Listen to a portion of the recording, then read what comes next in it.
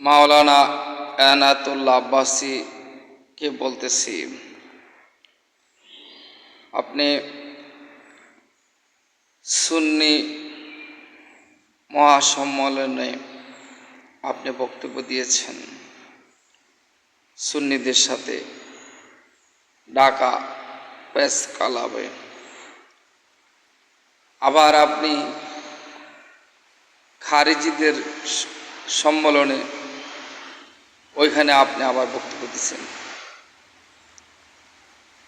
একবার সুন্নিদের সাথে মিলেন, আবার খারিজিদের সাথে মিলেন।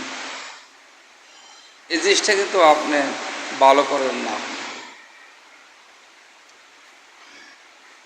আপনি সুন্নিদের সাথে একাত্মতা প্রকাশ করেছেন, সুন্নিদের সাথে থাকবেন। আপনি আবার কেন খারিজি কওমিদের সাথে আপনি আবার মাহফিল করেন?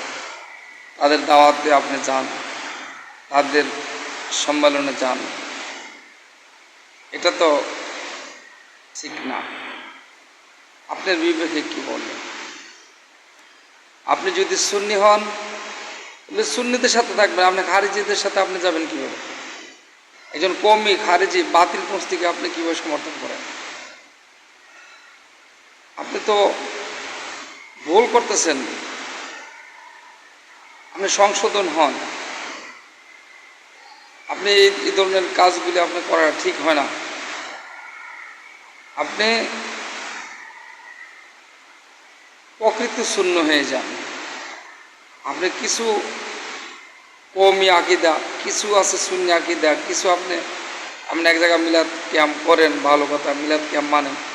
আবার খারিজিরা মিলাদ ক্যাম্প করে না, ওইখানে আপনি গিয়া মাহফিল করবেন, তাদের আকিদা বিশ্বাস করবেন। যারা মাজার বিরোধী,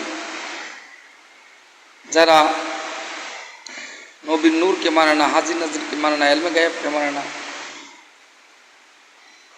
আপনি যারা কদমবসিকে মানে না, খারিজিগণ নারা রিসালাত মানে না, নারা রিসালাতের তাকবীরকে শিরিক বলে আপনি এই সমস্ত খারিজিদের সাথে গিয়ে মাহফিল করবেন, আবার সুন্নিদের সাথে মিশবেন। এটা তো হয় না।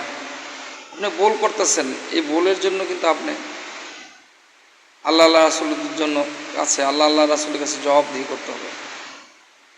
আপনি প্রকৃত সুন্নি হন, আপনি প্রকৃতভাবে সুন্নি হয়ে যান।